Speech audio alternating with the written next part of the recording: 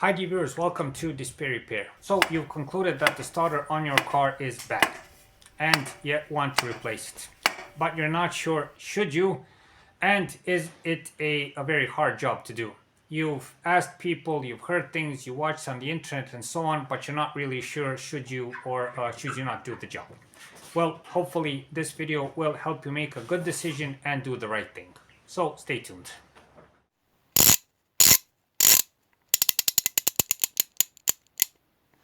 DisplayRepair.com. Before we start, we would also like to recommend our other videos on the topic of problems with the starter. There you can see how to diagnose the starter problem, which is immensely important, how to replace the starter, should you buy a new or used starter or repair the one you have, can you drive with a bad starter, how to start the engine if the starter is bad, and so on. All in all, it should be a very useful addition to this video and help make a good decision if you want to change the starter or not.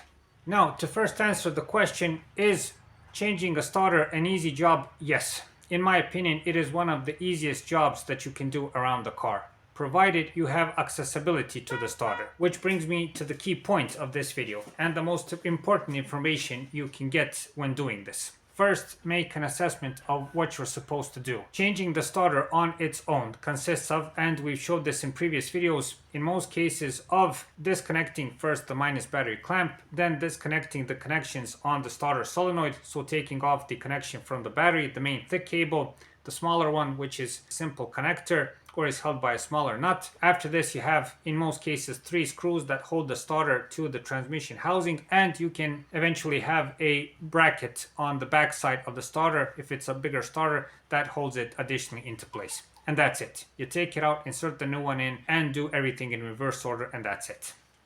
But that is if you have accessibility. On lots of cars, and on lots of cars that are even older, that is not the case. There is not good accessibility. In that case, you have to be more savvy what you're supposed to do. Okay, how you're going to reach the nuts and bolts, how you're going to disconnect it. When you return the starter, you have to be careful that you return the cables, especially the main battery cable, how it was, so it doesn't touch any of the metal surroundings if there are any, and so on. So in that case, it's hard to do, but it can be done. But listen to me, on some cars, it is almost impossible to do. On some cars, you have to do a lot of dismantling to get to the starter. For instance, you have to dismantle the engine mount and raise the engine. You have to take off perhaps the alternator. There are lots of things to do. First of all, take a lamp, take a good look inside the engine bay, and try to find where the starter is. And from that, make a decision. If it's really buried somewhere, think twice about what you're going to do, especially if you're not good around cars, okay? If you go into a big job like that one, where you have to dismantle lots of parts, there's a bigger probability that you'll damage something or cause even bigger trouble. And to be honest with you, I've seen a couple of times where people get themselves into big trouble and big expenses because of this. They thought they could do it, but they can't. What's even a good additional thing to do is to go on the internet, search for your car. I would recommend YouTube. It is a gold mine for this, and see how things are done. One more thing, if you can't find the starter where it is on the car, then especially do what I've told you. In some cases, although this is rare, the starter may be inside the transmission housing. It is rare, but it can happen. On V engines, the starter may be located between the banks of the engine, and it's very hard to approach.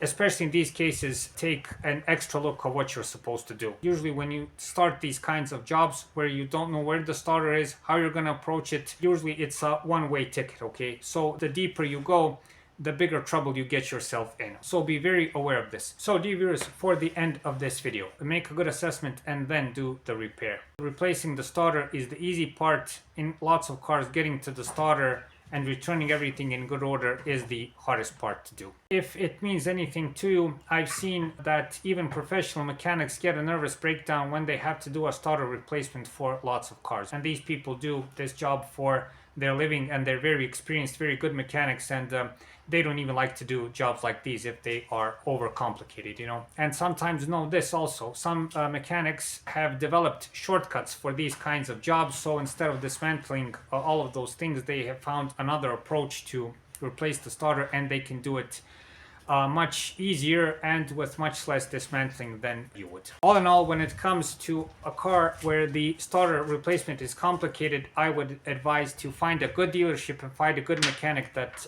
knows how to do this properly. It is well worth the money. Even if it seems expensive, trust me, it is better than getting yourself into trouble. I always say that a good assessment and a good diagnosis is a key part of the problem. It makes or breaks the repair. Please always have this in mind when you're doing anything around the car. Assess and diagnose first, even if it takes the whole day, and then start doing the repair. Thank you very much for watching. Thank you for your time. Please watch our other videos that should make your life easier with your car regarding simple car maintenance and driving and everything else. And I hope I'll see you in the next video. See you later.